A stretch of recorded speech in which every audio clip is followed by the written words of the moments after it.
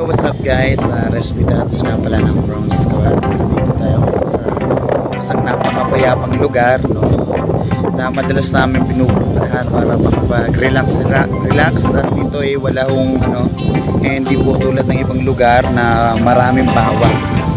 Napakaganda naman ng mga tanawin at talaga naman hindi ka magsisisi na ito. Tanawin nyo ang paligid at napakalamig.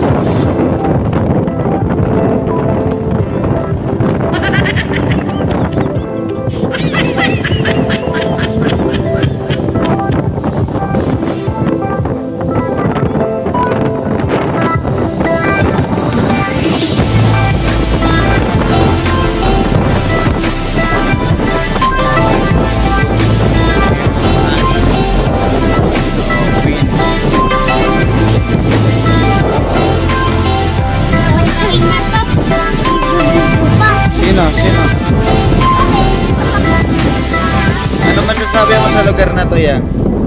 Dito mo. Tingin ka muna. Uy, interview niya kita eh. Siyan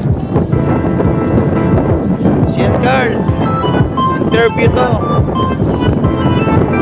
Siyan, interview to.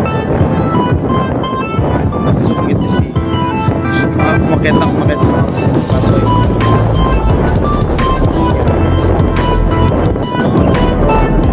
Yapang magiging Silangan sa barangay Buena Vista 2 General Trias. At yun, kabila na yung na yan, Barangay Santiago Padasma. Dito naman sa kanila ay Pa13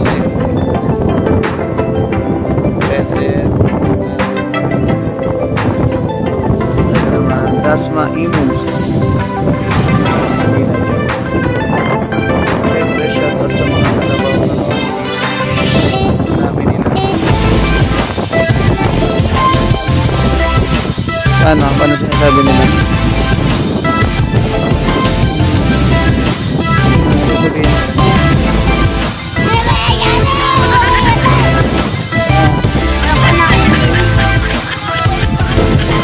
Oh, isama na yan sa mga kalabaw.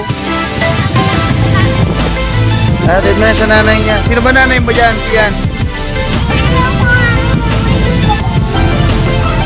Sino ba nanay mo dyan? Sino yung nanay mo? Siyan. Ay, nung upo. Ito na daw dito. Ayan, mapaligid.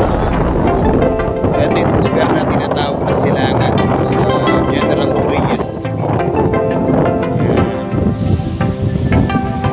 Napakayapa at napakalinis ang paligid at malaya rin nakapag-jogging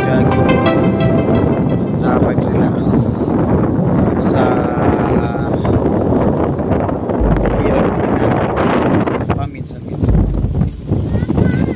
Napakaraming ito. Alam nyo ba yan? Tagak na yun. Mga kasama ng mga kalabaw. Ay, kalabaw baka pala yun.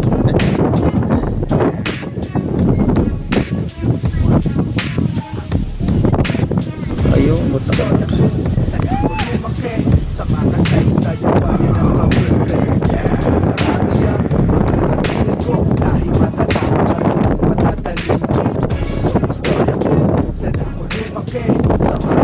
Yan. Wala.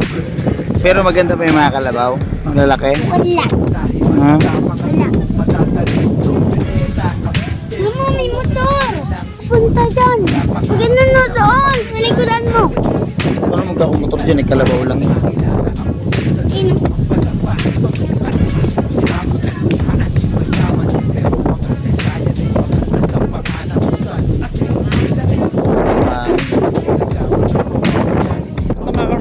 Nakita nyo ang napakagandang paligid ng General Trias Cavite at napakarami po pwede puntahan dito, pwede yung pasyalan, pwede ko ay samahan sa mga gusto nyo. Siyempre, mag-i-enjoy kayo kasama ako bukod sa lahat paligid na makikita nyo dito. Guys, maraming salamat pala sa lahat, sa mga sumusuporta palagi, nandyan palagi para kay Idol Francis Day Marcos, na wala na pong mawawala sa pamilya natin, at lagi po kayo nandyan para sa walang iwanan hanggang dulo. Babangon tayo at makakabit din ni Idol ng justisya. God bless, guys. Wala sa resta parang hindi nahusgahan, pilit mong inayos ang iyong mga kasiraan, at hirap na dinanas mo nung ikay napagbintangan, pilit na binubuhay lumipas na nakaraan. Ngunit talim ng pangil di sumugat, sapagkat minulat kinagulat pagkalaglag ay nagalak. Dumami mga historyang di kontento sa sapat, pero hindi pa rin tumigil tinodo ang pagsapa. Binahagi ang lahat kahit sinangkot sa pangkat, niyakap inaruga mga ahas bagong balat. Para sa bayan ng sintensya ang sikmura ay gumana, pati bayin nakalasag sa dibdib para sa hustisya.